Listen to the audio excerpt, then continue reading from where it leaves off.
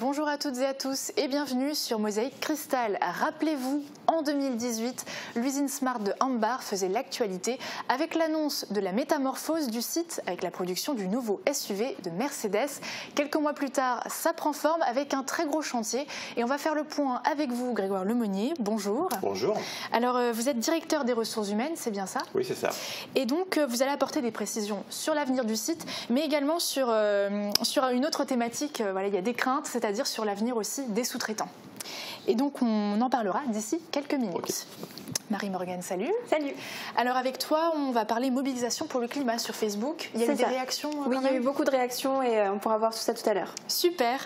Et si le plus beau marché de Lorraine, c'était celui de Sarreguemines? Il est possible de voter pour le marché qui sort du lot, selon vous, dans la région.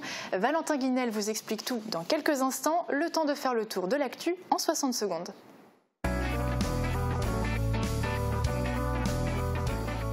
Gagnant toutes les semaines, toute l'année, c'est chez Best, votre centre commercial à Paris-Bersvillers. Les risques ne s'arrêtent pas aux frontières. Le lancement du projet Interaide pour une coopération transfrontalière des pompiers était donc attendu. La cérémonie s'est déroulée hier à Grande-Rosselle avec tous les partenaires français, allemands, mais aussi belges et luxembourgeois. Ce projet permettra entre autres une interconnexion des centres d'appel d'urgence, une formation des sapeurs-pompiers dans la grande région et la mise en place de moyens pour des problèmes communs. L'Afrique les inspire. Les élèves de la classe Ulysse du collège Fulrad ont présenté à la médiathèque de Sarreguemines le spectacle qu'ils ont préparé pendant un trimestre. Ils ont choisi un pays et travaillé sur cette thématique de manière variée en réalisant des masques, des dessins et en présentant donc ce spectacle de danse. Un travail qui s'inscrivait dans le cadre du festival Migration. La place de Bassac à Rimelin est agrandie. La commune compte ainsi mieux recevoir les visiteurs. De nombreux rendez-vous sont en effet organisés durant l'année. La nuit des étoiles au mois d'août, les Schlartfest et autres fêtes du village. La place de Bassac pourra ainsi être adaptée pour accueillir un chapiteau ou un préau. Un sentier paysager va également être aménagé pour relier la place au lotissement de la Biquenalbe. La gastronomie française met l'eau à la bouche aux quatre coins du monde. Pour sa 5e édition, l'opération Goût de France a mis le même jour la cuisine française à l'honneur sur les 5 continents. Baillotine de caille et prunes marinées, souris d'agneau au Porto, mousse de calamansi et son sorbet à la framboise, le restaurant de l'hôtel Mercure de Sarrebruck a fait saliver les papilles. Tintin s'expose à la médiathèque de Sarreguemines. Il s'agit d'une collection privée de bandes dessinées, celle de François Abel. Espagnol, allemand, anglais, alsacien, des BD en plusieurs langues, c'est donc la particularité de cette exposition. Vous pourrez retrouver de nombreux titres comme Objectif Lune, Le Sceptre d'Autocar ou encore L'Étoile Mystérieuse. Des albums à contempler jusqu'au 6 avril.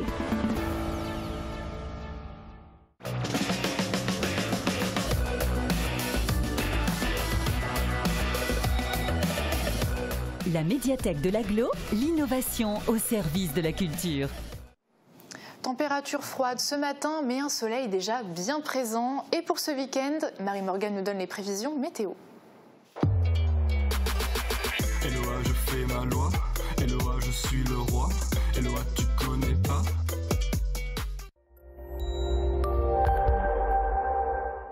J'ai une bonne nouvelle, on va encore pouvoir profiter du soleil demain. La journée se déroulera sous un ciel clair. Ce n'est qu'en fin de journée que quelques nuages viendront prendre un peu de place dans le ciel. Les températures seront comprises entre 2 et 16 degrés. Dimanche, le ciel sera assez chargé. Il y aura des possibilités d'averses en fin de matinée. L'après-midi, le ciel restera couvert. Les températures seront comprises entre 5 et 13 degrés. Demain, nous serons le samedi 23 mars et nous fêterons les Victoriens. Le soleil nous accompagnera de 6h27 à 18h48. L'image du jour nous est envoyée par Marcel Latini. On peut y voir un beau coucher de soleil capté hier soir à Sarreguemines. Merci beaucoup et vous aussi vous pouvez nous envoyer vos images par mail ou sur notre page Facebook. Eloa, tu connais pas. Location option d'achat, c'est moi qui vois.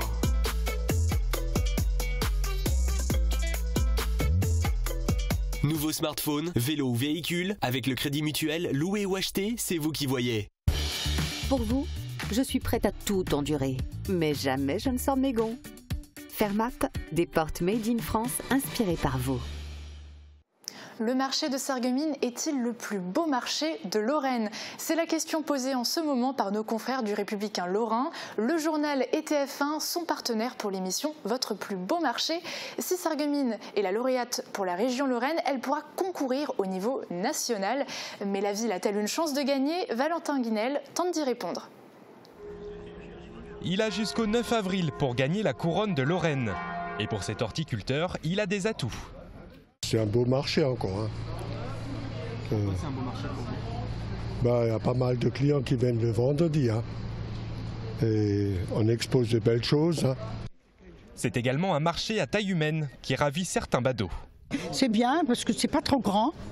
J'aime bien les petits marchés. Pourtant, certains dressent un portrait critique du marché, surtout depuis 3 ans, comme ce commerçant qui souhaite rester anonyme. Ouais, en fait, si vous voulez, le marché a perdu de son charme il y a plusieurs années. La clientèle n'est plus là, les commerçants ne viennent plus. C'est vrai qu'à l'heure d'aujourd'hui, c'est difficile de trouver du positif. Il a perdu vraiment tout son charme. Ouais. C'est le marché de Mézières-les-Messes qui est en tête avec plus d'1 vote sur 3. Le marché de Sarreguemines n'est qu'à la 5e place sur les 12 marchés en lice. S'il remporte le concours régional, il sera en lice au niveau national. Il s'agira alors d'élire le lauréat de l'émission Votre plus beau marché sur TF1 à partir du 15 avril. 24 marchés seront en compétition et il y a des challengers. En Provence, c'est plus joli, hein. C'est sûr. Hein. Moi, j'ai vu à la télé, hein. C'est bien.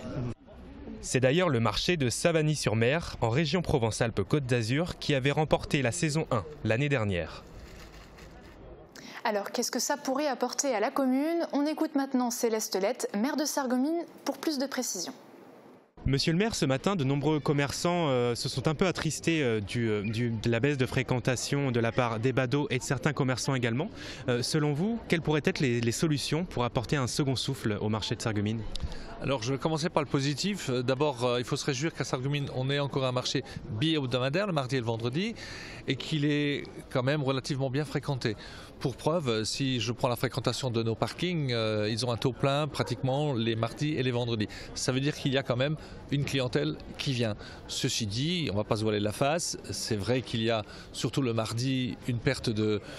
Je dirais de clientèle, il y a moins de personnes, mais à nous, élus, de trouver aujourd'hui des solutions et de voir comment on peut redynamiser ce marché bi-hebdomadaire. Vous avez déjà des pistes ou c'est quelque chose d'assez difficile?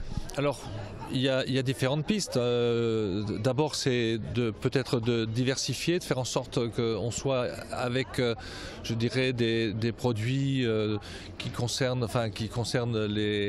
les produits bio, par exemple. Il y a également tout ce qui peut être intégré dans les circuits courts, que les agriculteurs, ceux qui sont notamment dans le territoire du Pays de Beach, voire de la proximité de Sarreguemines, à produire des produits de notre territoire qui viennent ici sur le marché. Ensuite, il y a aussi une autre dynamisation qui est possible. C'est par exemple, alors c'est aujourd'hui en réflexion, on nous dit que le samedi, un marché bi-hebdomadaire qui inclurait le samedi, donc déplacer éventuellement le mardi au samedi ou le vendredi au samedi, je ne l'exclus pas. Ça sera le produit d'une concertation et d'une réflexion. C'est pas quelque chose qu'on fait du jour au lendemain. Enfin, il y a aussi la réflexion éventuellement d'un marché, enfin éventuellement, on y travaille, d'un marché couvert. Alors après, la problématique qui se pose, c'est le mettre où. On veut quand même rester au centre-ville. Cette place, elle est attractive, cette place, elle est belle, c'est l'histoire. Donc, est-ce qu'il y a une possibilité, ici sur le site ou au centre-ville, de créer ce marché couvert? Je n'ai pas la réponse aujourd'hui, mais il y a un certain nombre de pistes qui effectivement existent aujourd'hui. Direction Ambar maintenant et plus précisément Smart avec Grégoire Lemonnier. Je rappelle que vous êtes donc le directeur des ressources humaines. Il y a quelque temps, on a interrogé Serge Sibert, donc qui est le président de Smart France. On va regarder quelques extraits d'ici, dans un très court laps de temps, pardon. Mais juste avant, j'aimerais qu'on recontextualise cet entretien. Pourquoi il a été fait ? Il a été fait parce qu'on est en train de connaître, vous l'avez dit tout à l'heure, une révolution industrielle, on va dire, sur le site de Smartville. On va passer en tout électrique. Alors la Smart passe en tout électrique d'ici l'été 2019 et on aura la chance d'accueillir un nouveau véhicule SUV Mercedes dès septembre 2020. Et cela nécessite pas mal de transformations, à la fois industrielles et aussi sociales. C'est-à-dire qu'il fallait faire un point avec les salariés, plutôt en interne d'abord. en interne et aussi en externe, auprès des partenaires, puisque effectivement cela concerne tout le monde et implique tout le monde, et cela bouscule un peu, je dirais, les habitudes de chacun d'entre nous. Très bien, et c'est pourquoi vous êtes là aussi aujourd'hui, c'est pour apporter des précisions à nos téléspectateurs qui ne sont pas forcément en interne ou même partenaires de Smart. On va regarder d'ailleurs le premier extrait de l'entretien dont on parlait. Donc c'est Serge Sibert qui répond aux questions de Flora Lemery.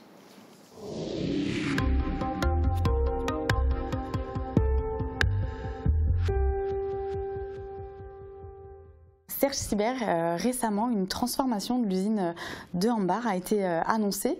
Aujourd'hui, on va essayer de répondre ensemble à toutes les questions qui peuvent se poser face à cette annonce. D'abord, expliquez-nous un petit peu quelles décisions ont été prises. Alors, on a eu 2 décisions majeures pour l'avenir du site. La première, c'est de passer en électrique uniquement, donc d'arrêter les véhicules thermiques à l'horizon 2020. Et la deuxième, c'est d'avoir l'opportunité et la confiance du groupe pour construire un véhicule Mercedes électrique sur le site. Alors j'imagine que tout ça, ça va amorcer des conséquences sur le site, sur l'activité du site. Qu'est-ce qui est attendu à court terme et à moyen terme ? Comme on peut le constater, nous sommes en train de modifier massivement l'aspect du site en construisant un nouveau ferrage et une nouvelle peinture pour pouvoir produire la Mercedes. D'un autre côté, nous avons décidé de produire les 2 véhicules, Smart et Mercedes, sur 2 lignes de production complètement séparées pour limiter la complexité technique et garder une certaine performance industrielle. Parce que ce n'était pas possible de continuer à produire selon le modèle actuel ? Les 2 véhicules sont tellement différents que nous devons séparer les 2 lignes de production pour pouvoir produire dans de bonnes conditions. Donc une très grosse métamorphose du site. Ces décisions qu'on a pu entendre, elles ont été prises en interne à Hambar ou alors c'est le groupe qui a pris ces décisions ? Qui a pris ces décisions, qui a voulu aussi récompenser les efforts de nos coéquipiers. On est toujours sous le rythme du pacte 2020, c'est-à-dire que nos coéquipiers travaillent 39 heures, payés 37. On a fait aussi d'énormes efforts en termes de qualité, etc. Et je pense que le groupe a voulu aussi récompenser nos efforts et nous attribuer un nouveau véhicule. Très bien. Donc la construction, on l'a entendu, d'une nouvelle zone ferrage, peinture, etc. Ça veut dire qu'il y aura de nouveaux postes. Il y aura de nouveaux postes. Alors, ce que je disais tout à l'heure, on rebouscule, on reconfigure un peu le site aujourd'hui. Parce qu'aujourd'hui, le ferrage pour la Smart était sous-traité par un sous-traitant. Demain, c'est Smart, enfin Mercedes-Benz, qui prendra en charge directement le ferrage. De même, l'atelier peinture Smart aujourd'hui est trop petit pour accueillir le nouveau véhicule. Donc, on devra avoir un nouvel atelier peinture. Et pendant qu'on continuera à produire la Smart, on produira le nouveau véhicule. Donc effectivement, on a besoin de nouveaux coéquipiers pour faire tourner les usines et faire tourner la chaîne de production. On l'a entendu aussi, c'est le tout électrique bientôt dans votre usine. Bon, alors après, tout est relatif. On va dire que la Smart électrique a connu pas forcément autant de décollage qui était voulu, même si voilà, il y a eu quand même un petit engouement. Alors aujourd'hui, elle connaît un gros décollage. On aimerait même en produire encore beaucoup plus, mais on a du mal à fournir les batteries. Oui, tout à fait. L'électrique, c'est le futur de l'automobile. La Smart répond tout à fait à ce futur, puisque même à l'origine, je ne sais pas si vous vous souvenez, mais le concept Smart à l'origine, il est tout électrique. Donc on aimerait même en produire encore beaucoup plus, si on pouvait avoir plus de batteries. C'est ça le souci actuel, c'est plus la construction de batteries. Tous les constructeurs automobiles se mettent à l'électrique, donc il y a une demande de la part des constructeurs et des clients aujourd'hui. Aussi, tous les gouvernements font en sorte que les gens aillent vers l'électrique. Et donc du coup, le temps que tout se mette en place et tout s'imbrique, on a un peu de difficulté à pouvoir avoir des batteries. Très bien. Alors bien sûr, qui dit changement dit transition, et c'est ce qui a lieu actuellement sur le site de Smart à Hambar. Alors comment ça se passe ? Eh bien Serge Sibert nous a également répondu sur ce point, on l'écoute. Est-ce que ça va modifier aussi la façon de travailler ? Est-ce qu'il va falloir passer sur un poste, sur une activité plutôt partielle ? Oui, donc en arrêtant les véhicules thermiques pour cet été, nous allons avoir d'abord une baisse de production. La Mercedes ne démarre qu'au milieu de l'année prochaine et nous allons certainement basculer en un poste. Et est-ce que c'est tout ce qu'on sait sur le calendrier industriel ? Est-ce qu'on a d'autres visibilités, une autre visibilité ? Les premiers bâtiments seront terminés à la fin de l'été, donc pour mettre le procédé de production d'abord de la Smart, pour le transfert de la Smart, qui sera sur la nouvelle ligne d'assemblage au début d'année prochaine.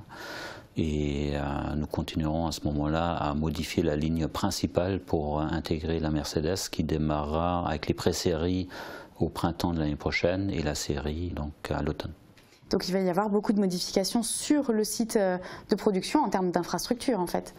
Ah oui, nous allons avoir 2 nouvelles entités, donc un ferrage et une peinture où nous recrutons massivement du personnel pour pouvoir fabriquer un Mercedes. Alors justement sur le plan social, quels sont les changements qui vont affecter les coéquipiers ? Pour respecter le procédé de production de Mercedes, nous avons décidé de faire l'ensemble des activités en interne. Donc nous recrutons massivement du personnel pour pouvoir fabriquer cette Mercedes. Et par contre, pour la Smart, nous continuons avec le modèle que nous avons aujourd'hui, avec un parc industriel très développé pour poursuivre l'activité et l'aventure Smart. Alors, juste pour rappel, il y a combien de coéquipiers finalement qui travaillent Alors, sur le site, on est à peu près 1600, un peu plus aujourd'hui parce qu'on a des intérimaires jusqu'à la production du thermique, mais on est 1600 au général. Donc 800 chez Smart et 800 chez les partenaires. D'accord. Alors, on parlait donc des partenaires système, coéquipiers. Nous, on pourrait l'appeler plus sous-traitants, oui, si on peut dire ça comme ça. Commun, mais ce sont des sociétés qui font partie donc de Smartville et qui travaillent uniquement pour Smart. C'est bien ça. Tout à fait. Alors, s'il y a un remaniement et que tout devient en interne, les enseignes, elles vont devenir quoi? Et les bâtiments même, que vont-ils devenir? Alors, les enseignes restent, puisque le concept de la production Smart ne change pas. On continue à produire avec nos sous-traitants partenaires système qui sont autour. Certains vont peut-être devoir déménager pour s'adapter au nouveau système de production, aux nouvelles lignes de production, parce que je vous le répète, on fait 2 lignes de production, comme l'a dit M. Sibert, une ligne pour la Smart et une ligne pour la Mercedes. On ne pouvait pas faire une seule ligne, ce n'était pas possible techniquement. Donc les enseignes restent, seulement comme je vous l'ai expliqué tout à l'heure, les volumes de la Smart électrique vont être un peu moins forts que ceux qui sont pour la thermique, donc il y a une adaptation des effectifs à faire chez les partenaires système et nous on se propose d'embaucher je dirais ce sureffectif. Aujourd'hui on a publié à peu près 200 offres d'emploi et donc on commence nos politiques de recrutement de façon très, très ardue et très intense. Et vous pensez tenir cet objectif d'embaucher, on va dire, ces partenaires en sureffectif? On s'est engagé, Smart France est engagé auprès des partenaires à recruter exclusivement auprès des sociétés qui sont sur le site de Smartville. D'accord, parce qu'on se posait la question, mais vous avez répondu quand même un petit peu en amont, si les enseignes sont un peu, on va dire, auraient tendance à disparaître, ça n'avait pas l'air d'être le cas, mais on se demandait, est-ce qu'il n'y aurait pas des suppressions de postes, notamment de dirigeants de ces enseignes-là, par exemple? Non, il n'y aura pas de suppression de postes connue à ce jour. Il y a juste une adaptation du site. Alors effectivement, c'est une transition qui peut parfois, comme toute transition, tout changement, effraie un peu. Mais nous, on va proposer, je dirais, un emploi à tout le monde. Pas son emploi, effectivement il faut accepter aussi de vouloir faire autre chose, de s'intéresser, de développer ses compétences, c'est tout l'enjeu et c'est aussi toute l'inquiétude parce qu'effectivement les coéquipiers fabriquent la Smart depuis 20 ans, demain il y a un nouveau projet qui arrive, mais en même temps voilà comment je fais, comment je m'adapte, donc on met en place pas mal de structures et de sollicitations pour aider et accompagner les coéquipiers. Donc pour résumer, les postes sont garantis, mais c'est avec des opportunités de travail différentes de ce qu'ils ont pu connaître jusqu'à présent. Exactement. Très bien. Et cette mutation va aussi avoir un impact sur les hommes, comme on l'a dit, nouveau recrutement et formation. Et Serge Sibert nous explique les grands changements pour le personnel. Regardez. Les coéquipiers et des partenaires pourront bénéficier d'un contrat de travail Smart France. Qu'est-ce qui va se passer en termes de classification, de rémunération par exemple? Aujourd'hui, les partenaires ou les coéquipiers des partenaires doivent se décider entre rester dans un environnement connu ou rejoindre Smart France pour aller dans l'aventure Mercedes avec un environnement moins connu, mais des opportunités importantes dans de nouveaux métiers, dans un nouvel environnement. Alors admettons que je sois un coéquipier d'un partenaire système. Qu'est-ce que je dois faire pour rejoindre Smart France? C'est simple, on a déjà plus d'une centaine d'offres d'emploi en ligne.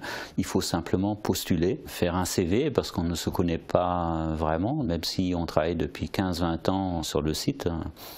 Postuler et faire un entretien et venir nous rejoindre. Donc déjà, je commence par candidater, faire une lettre de motivation aussi, un CV? La lettre de motivation n'est pas obligatoire, on aura simplement un entretien pour voir un peu ce que vous voulez faire chez nous, vos aspirations. Et on veut limiter les procédures le plus possible, donc on simplifie au maximum le transfert. Et donc comme on repart sur un nouveau contrat, je vais devoir passer par une période d'essai ? On a effectivement prévu une période d'adaptation, mais elle est valable dans les deux sens. Donc si vous nous rejoignez et vous voyez que ce n'est pas vraiment ce que vous imaginiez, vos anciens collègues vous manquent, vous pouvez effectivement retourner dans votre ancienne société. Alors actuellement, il y a des coéquipiers Smart France qui sont déjà en soutien à Randstad. Est-ce que ce mouvement va s'accélérer? Est-ce que je serai contraint d'y aller? Nous avons déjà une centaine de coéquipiers qui soutiennent l'usine de Randstad pour le démarrage de la nouvelle classe 1. Évidemment, tous ceux qui vont nous rejoindre pour être formés à pouvoir produire une Mercedes devront passer par la case Randstad, mais d'abord pour des raisons de formation et d'intégration. Et alors combien de temps à Randstad? Nous profitons, comme dit, de la fin du véhicule thermique où nous n'avons plus besoin de l'ensemble de l'effectif sur le site pendant une durée d'à peu près 1 an et que nous allons utiliser pour préparer les coéquipiers à l'intégration de la Mercedes. En termes de formation, on a parlé de Randstad, mais qu'est-ce qui va se passer dans ce dispositif en termes de formation et qui sera concerné? Tous les coéquipiers directs, donc d'abord ceux qui vont être sur les lignes de production, que ce soit ferrage, peinture ou montage d'ailleurs. Surtout nous recherchons d'abord des coéquipiers pour le ferrage et la peinture, pour être intégrés dans cette usine de Randstad, d'abord en parallèle de coéquipiers formés, et ensuite pour pouvoir se développer sur les postes de travail et venir ici démarrer les nouveaux procédés. Alors vous avez décidé de mettre en place un espace de mobilité via Altedia. Quel sera son rôle ? Altedia est un professionnel qui va nous accompagner à expliquer aux différents coéquipiers du site les conditions de travail chez Smart France, les conditions de rémunération, l'intégration, mais aussi simplement les assister pour pouvoir rédiger un CV et pouvoir se présenter. Ce sera un rôle de conseiller ? Ce sera d'abord un rôle de conseiller, d'accompagnement et aussi d'explication pour enlever les craintes que les coéquipiers peuvent avoir. Une dernière chose, est-ce que vous avez un message à adresser aux coéquipiers ? Le message principal que je voudrais communiquer à l'ensemble du site, avec la décision d'intégrer une Mercedes et d'investir 500 millions, c'est surtout de n'avoir aucune crainte et d'utiliser les possibilités que nous offrons pour les nouveaux postes, les opportunités et de travailler ensemble pendant de longues années. Merci. Grégoire Lemonnier, comment sont vécus ces changements par le personnel ? Alors, je ne cache pas, il y a un petit peu de crainte, je vous dis tout à l'heure, le changement, l'être humain n'aime pas trop le changement. Effectivement, ça fait 20 ans qu'on fait tous une Smart, on va tous les jours quasiment au même endroit pour faire la Smart. Donc du jour au lendemain, on arrive avec un nouveau projet, néanmoins c'est quand même une chance. Je rappelle, c'est quand même 500 millions d'euros d'investissement. On va rester à ISO équipement, donc il y aura un emploi, à ISO effectif, pardon, donc on aura un emploi pour tout le monde. Les gens évidemment se demandent si demain ils auront leur propre poste ou s'ils doivent faire un autre poste. Dans ce cas-là, est-ce que si je veux faire autre chose, est-ce que je peux le faire? Donc c'est pour ça qu'on a mis pas mal de dispositifs en place. Monsieur Zibert fait allusion là à un cabinet qui est Altedia, donc il est là pour justement accompagner et aider les gens à se poser les bonnes questions et à y trouver les réponses. D'autres se posent, je dirais, moins de questions, postulent directement chez nous, on les reçoit. On a concrétisé là rapidement et dernièrement à peu près 59 exactement embauches. J'ai signé les premiers contrats encore hier et M. Zibert ce matin.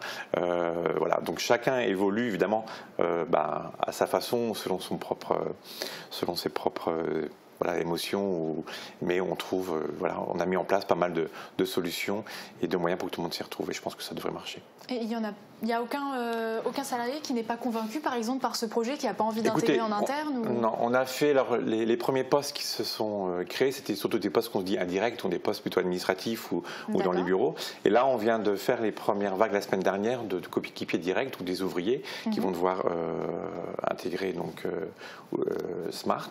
Et là, on est très agréablement surpris justement de la motivation, de l'enthousiasme des gens, une volonté de faire partie de cette nouvelle aventure. On retrouve un peu l'esprit pionnier qu'il y avait eu il y a 20 ans et c'est très agréable de voir que cet esprit se maintient et que les entretiens franchement qui se sont menés aujourd'hui sont très constructifs et les gens montrent vraiment leur motivation et envie de nous rejoindre.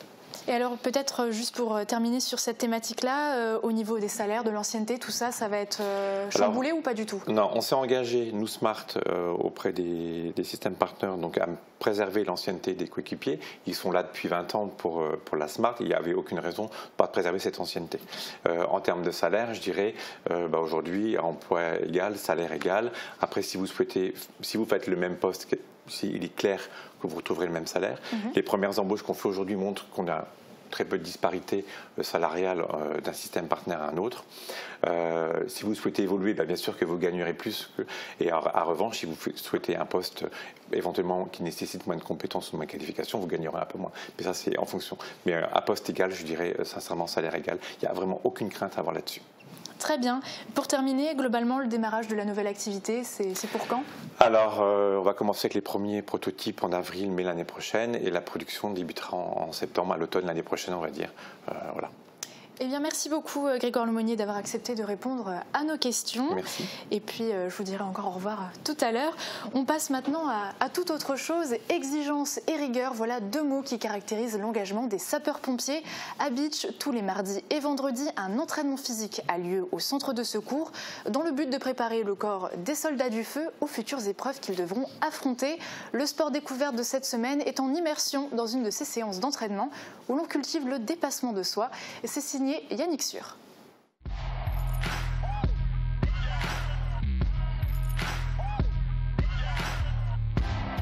Soyez les bienvenus au centre de secours ici à Bitche où on compte 35 sapeurs-pompiers volontaires et un professionnel. Le mardi et vendredi au centre de secours de Bitche depuis plus de 30 ans, on a notre séance de sport hebdomadaire. Donc le mardi pour les plus de 14 ans et les sapeurs-pompiers volontaires. Donc l'idée c'est de maintenir sa condition physique d'une part et d'autre part préparer les plus jeunes aux challenges de qualité qui sont les challenges de l'athlétisme départemental, régional et national pour les meilleurs d'entre eux.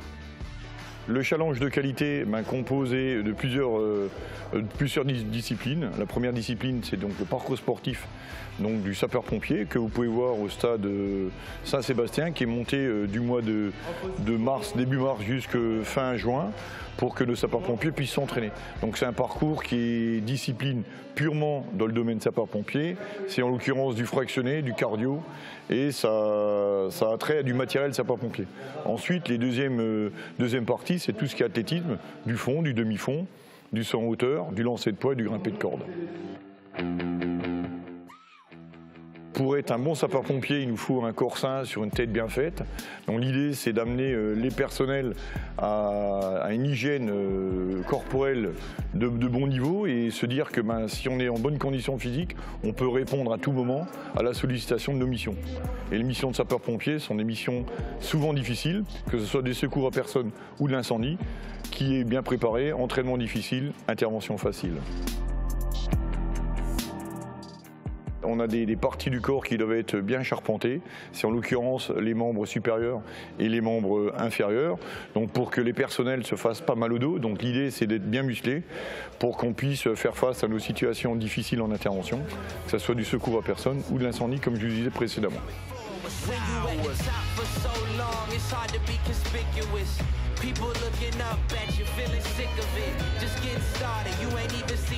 Disons que le sport n'est pas obligatoire, il est plus que ça, il est conseillé parce qu'il faut que chacun d'entre eux et chacun d'entre nous comprenne que c'est vital. Et on a des tests obligatoires qui sont des tests annuels, ce qu'on appelle les ICP, on teste les membres supérieurs et les membres inférieurs et tout ce qui est gainage et souplesse. Donc nos sapeurs-pompiers doivent être entraînés pour présenter ces tests qui sont normalement pour quelqu'un qui est en bonne condition physique une formalité.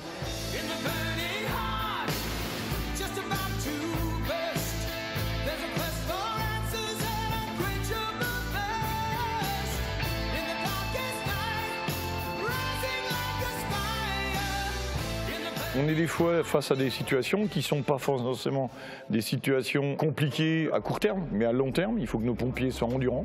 Lorsqu'on a des feux de broussailles, des feux de forêt, notre matériel est lourd, il faut porter des tuyaux. Les interventions durent plusieurs heures. Il faut être en mesure de tenir et durer. Pour ce faire, il faut une condition physique et une hygiène alimentaire correcte. Il en va de l'intérêt général de notre corporation de garder une condition physique exemplaire.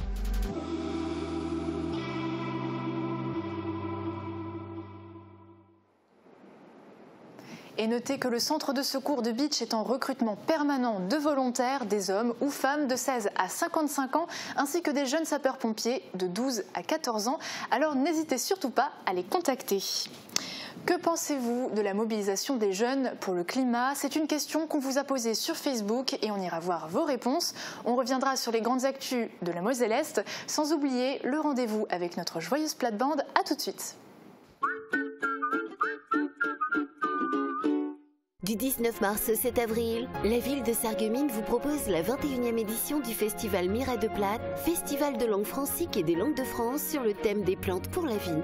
Au programme de cette édition exceptionnelle, des expositions, du théâtre, de la chanson, de l'humour, des conférences, sans oublier le traditionnel bal folk le 6 avril. Programme à découvrir sur www.sarreguemines.fr.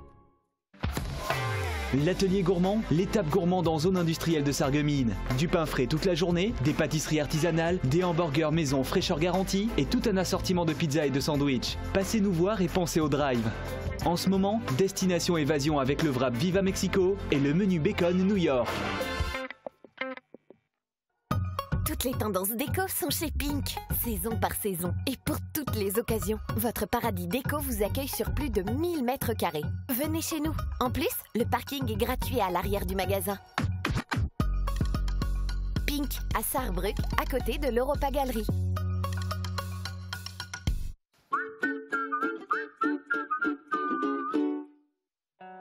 Fort de ses 70 agences et de ses 6000 intérimaires par jour, DLSI soutient le SFC en championnat. DLSI, l'énergie de vos emplois et de vos footballeurs. Nouvelle journée de championnat pour le Sarreguemines Football Club. Les faïenciers se rendent dans les Vosges, à Raon-l'Étape. Coup d'envoi de la rencontre à 17 h. Un match à suivre en direct sur Mosaïque Cristal.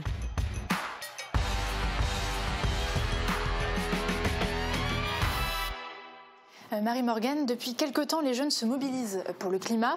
Alors, les lycéens sarregueminois ont également pris part au mouvement vendredi dernier en manifestant dans les rues. Alors, qu'en pensent nos internautes? Alors, il y a eu débat sur notre page Facebook. Les internautes plus âgés ont vivement réagi. Benjamin a écrit « Tous les prétextes sont bons pour ne pas aller en cours. Avant, c'était l'excuse gilet jaune. Maintenant, c'est le climat. » Sylvain a répondu « On va dire que s'ils ont vraiment un éveil écologique, c'est très bien. Mais qu'ils commencent déjà à ramasser leurs mégots autour des lycées, ça serait déjà un bel effort de leur part. » Alors là, il y a Johan qui est très engagé et qui a répondu aux commentaires négatifs. Nous ne sommes pas les seuls à être dans le système actuel de consommation. Vous aussi, nous sommes plus sensibilisés que vous ne le pensez vis-à-vis de l'habillement asiatique ou de l'achat de smartphones. Si nous voulions simplement ne pas aller en classe, nous n'aurions pas pris la peine de défiler sous la pluie avec des pancartes. Et heureusement, il y a d'autres internautes qui ont pris la défense de la jeunesse. Virginie a écrit « Je trouve que c'est une très bonne idée. Il s'agit de leur avenir et de celui de leurs futurs enfants. » Elisa a répondu « Dans ce monde qui n'est pas parfait, chaque prise de conscience et chaque progrès est important. Alors continuez sans vous laisser abattre par les rabat-joie qui ne voient que ce qu'il reste à faire sans pour autant agir de leur côté. Je sais qu'à leur âge, j'ai profité du Nutella à gogo, des bains à rallonge. Plus tard, j'ai laissé mon moteur allumé en hiver pour avoir chaud dans la voiture. On a tous fait des erreurs, on en fait encore. Alors au lieu de douter de la jeunesse, encourageons-les. » Et on a aussi proposé un sondage plus général à nos internautes. On leur a posé la question « Faut-il se mobiliser pour le climat ?» Et là, ils sont 74% à avoir répondu oui. Super, et oui, en effet, il n'y a pas de petits gestes pour sauver la planète. On va revenir maintenant sur les temps forts de la semaine, notamment sur les dernières péripéties du SIDEM, sur le projet d'implantation d'éoliennes dans plusieurs communes de notre secteur, mais aussi sur la venue de Jean Lassalle à Hambourg et de Jean Rotner à Saint-Avold. On fait également un focus aujourd'hui sur l'entrepreneuriat au féminin en Moselle-Est. Regardez.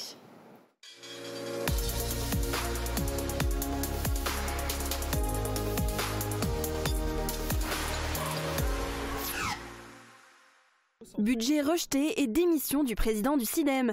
Lundi soir, le syndicat des déchets ménagers de Moselle-Est a voté majoritairement contre le budget proposé pour 2019. Face au résultat, Serge Stark, le président, a annoncé sa démission. C'est désormais le préfet de la Moselle qui va mettre en place le budget.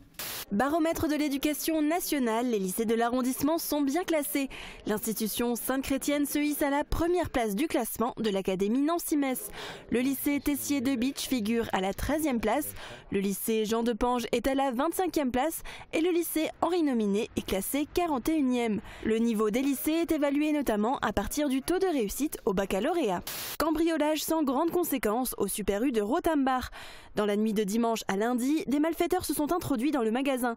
Ils ont dérobé des casiers métalliques de monnaie. Le préjudice serait de quelques centaines d'euros. Une enquête est en cours. Le magasin a ouvert hier aux mêmes horaires que d'habitude. Plusieurs éoliennes devraient voir le jour dans l'arrondissement. Au Val-de-Guéblange et à Capelquingé, le projet avance bien. Les dossiers seront prochainement déposés en préfecture. Le parc éolien pourrait voir le jour en 2021. D'autres géants d'acier devraient être créés à Obergalbach, Rallin, Schweyen et Ormerswiller. Un lit d'arrêt mis en place à l'aéroport de Sarrebruck. Des travaux sont en cours. Ce système d'arrêt d'urgence permettra d'immobiliser un avion effectuant une sortie de piste à l'atterrissage. Une construction qui augmente la sécurité des passagers et des pilotes. C'est la première fois que cette technologie nouvelle génération est installée en Allemagne. L'aéroport rouvrira ses portes aux voyageurs le 30 mars. La 21e édition du festival Miret de Platte est lancée. L'inauguration s'est déroulée hier à l'hôtel de ville de Sarreguemines où des participants et des officiels étaient réunis. Ils ont découvert la thématique très gourmande de cette année à travers des expositions et un sketch de Laurent Bartel. Les événements culturels autour de notre langue régionale vont se poursuivre pendant près de 3 semaines. Qui va concevoir le meilleur burger au lycée Tessier de Bitche? Les élèves de 3e préparation professionnelle ont participé à un concours de cuisine organisé par l'établissement dans le cadre du projet Jeune Entreprise. Un exercice gourmand mais noté. En mai, ils réaliseront la même recette à bord d'un food truck et cette fois pour l'ensemble des élèves. Un premier œuf puis un second pour la star du web de Sarralbe. La cigogne du toit de la mairie a pondu vendredi à 4h du matin son premier œuf, puis le deuxième ce week-end. C'est le moment pour cette cigogne de couver. Comme toujours, vous pouvez suivre ces très belles images filmées par la webcam sur le site de la commune www.sarralbe.fr.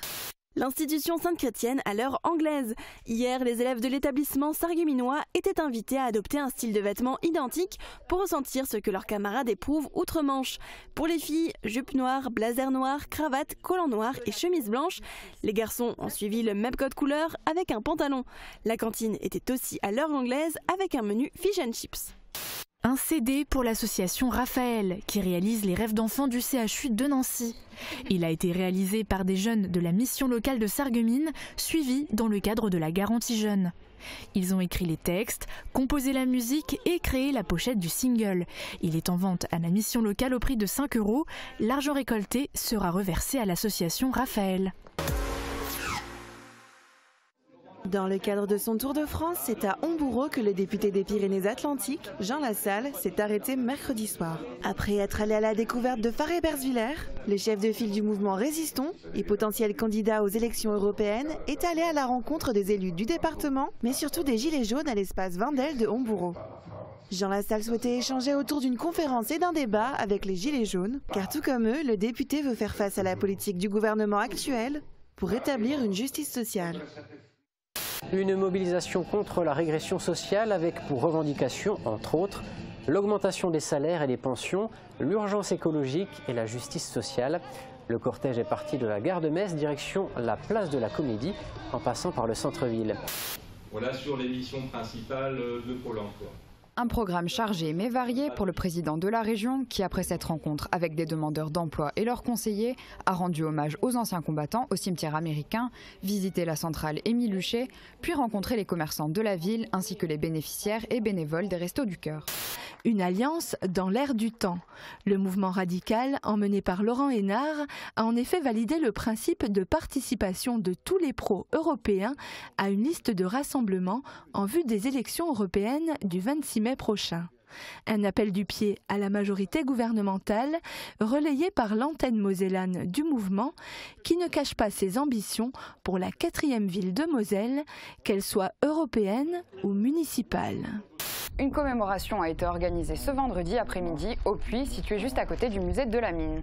Une procession est partie du parc Explore Vendel, avec en tête des anciens mineurs en bleu, des sauveteurs en tenue orange, puis les porte-drapeaux français et allemands. Ils se sont rendus vers la stèle pour déposer des gerbes. Le CFA a fait appel aujourd'hui à un spécialiste de la pizza, Claude François, à Pizzaiolo de métier, participe régulièrement à des concours internationaux. Il a terminé 5e au championnat du monde à Rome. Ce passionné des bons produits souhaite inculquer aux apprentis l'envie de réaliser des pizzas de qualité, ou en tout cas de le faire aussi sérieusement que lorsqu'ils font du pain.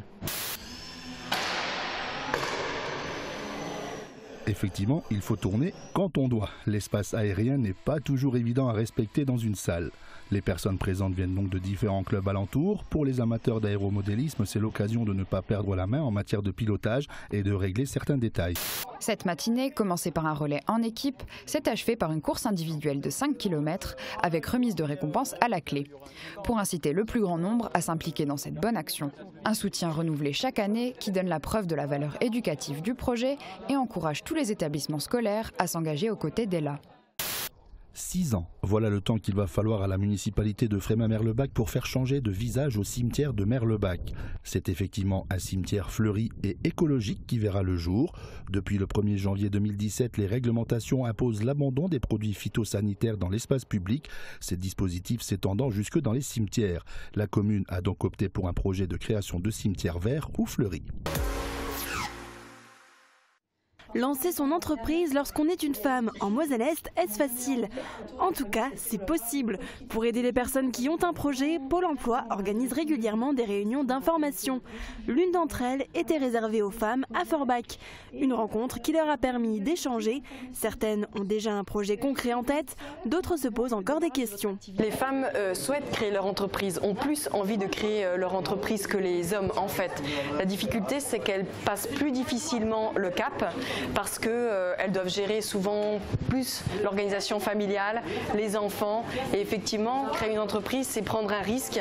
Et les femmes, face au risque, sont un peu plus précautionneuses que les hommes. Souvent, j'entends les femmes dire « je n'ai pas le temps, j'ai des enfants, j'ai des contraintes, j'ai un mari, j'ai ceci, j'ai cela ». Et non, le temps, tout le monde a le même et on est capable de faire beaucoup plus que ce qu'on croit. Chantal Aubertin, elle, est en train de créer son entreprise.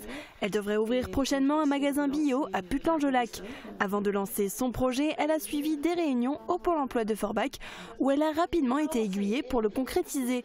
Et est-ce que le fait d'être une femme lui a posé des difficultés? Pas du tout. De ce côté-là, j'ai rencontré aucune difficulté. Non, pas du tout. La différence peut-être pour les femmes, c'est le fait d'être accompagnée, peut-être pour la garde d'enfants, où nous on peut leur proposer des services aussi par rapport à ça. Mais hormis ça, j'ai pas ressenti plus de difficultés pour les femmes que pour les hommes. Chantal a dû contacter la CCI, la Chambre de commerce et d'industrie, monter son dossier et prendre un comptable. Aujourd'hui, son magasin est en travaux. Moi, je me suis régalée. Pour l'ouverture, enfin pour la préparation, pour prendre les contacts, je suis bien entourée et je me suis régalée. Catherine Bergweiler non plus n'a pas hésité à se lancer. Elle a travaillé dans la vente à domicile pendant 10 ans et en 2016, elle a décidé de créer sa propre entreprise. Tout simplement pour être indépendante. Je suis quelqu'un qui est assez libre et j'avais vraiment envie d'avoir la liberté donc, de mon temps, de mes horaires, la flexibilité pour pouvoir gérer ma vie de famille au départ. Ça, c'était le point de départ, c'était la gestion vie de famille. Catherine travaille de chez elle à Lixin-les-Roulins pour gérer son e-commerce. Elle est en lien avec des fournisseurs dans le domaine du bien-être. Pour elle aussi, les démarches se sont faites simplement. Je me suis renseignée auprès d'un cabinet comptable qui m'a très bien renseignée et qui m'a conseillé donc de créer une SASU. Donc à ce tissu-là, je suis salariée de ma propre société. Voilà. En fait, ça s'est fait plutôt facilement alors? De mon côté, ouais, ça s'est fait plutôt facilement. Ouais. Même si les hommes sont encore majoritaires, de plus en plus de femmes se lancent dans la création d'entreprises. Grâce au Pôle emploi, elles sont guidées de la même manière que les hommes. Et lorsque le projet est solide, ça fonctionne. Qui vont vous être présents.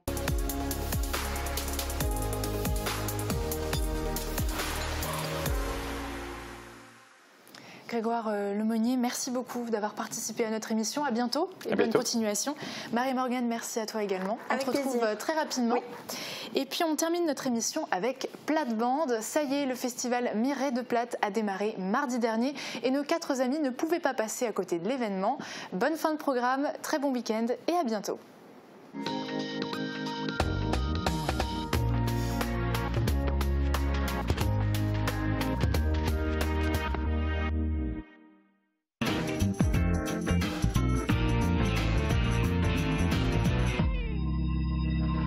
Bonjour liebe Zuschauer und Zuhörer von Melodie. Was steht da?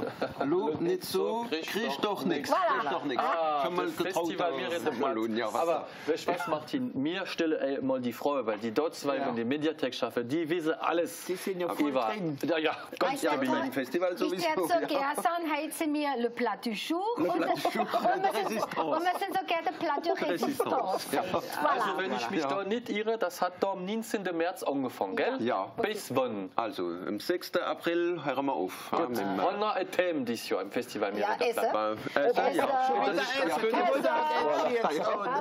Also, geben wir uns ein bisschen Lust auf unsere Kummer während der ganzen Festival. Jetzt das Buch von Marianne, das ist ein Bestseller. Oma Irikisch, und deswegen haben sie am Festival die Idee gehabt, wir können etwas über die Pflanze machen. Also deswegen sieht man in der Stadt so Roll-up, das sind so, wie soll ich sagen, so ja, wo man kann lesen.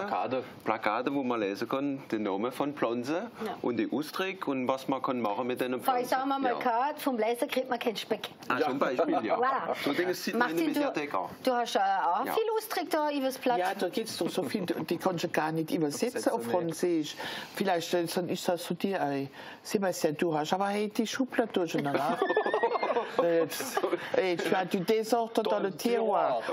J'étais pas nett. Oder ich glaube, willst du mal einen Knopf an der Backe nähen? Je vais te coudre à bouton dans la Schuhe.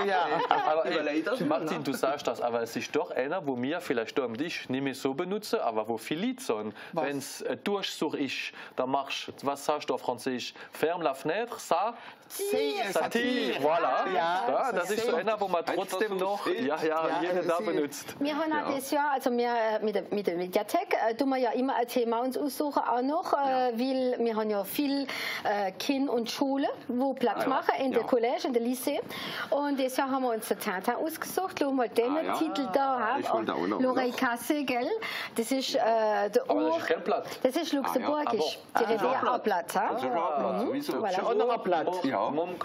Und das ist der Orange Milchschlösser. Das ist auch Luxemburgischer. Der unheimliche Star. Ja, der unheimlich, ne? Unheimlich ist er. Mysteriös. Genau. Bei uns gibt es auch ein paar Platten. Ja. Ja, Sagemina-Platt. Der Elsässer Platt, der Bitschelener Platt. Dann auch drei im Zug geguckt, wo auf die Straße gehen.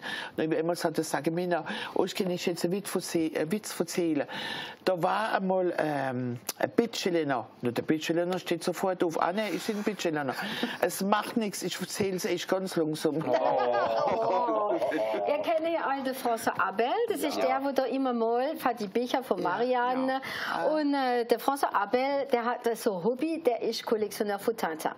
Und der bringt uns dieses Jahr seine Tintin mit, so eine Ausgabe. Verschiedene Sprachen. Es gibt über 6000 Sprachen und Tintin ist in über 200 Sprachen übersetzt worden. In unser Blatt noch nicht, aber das will wir jetzt. Das machen wir auch noch.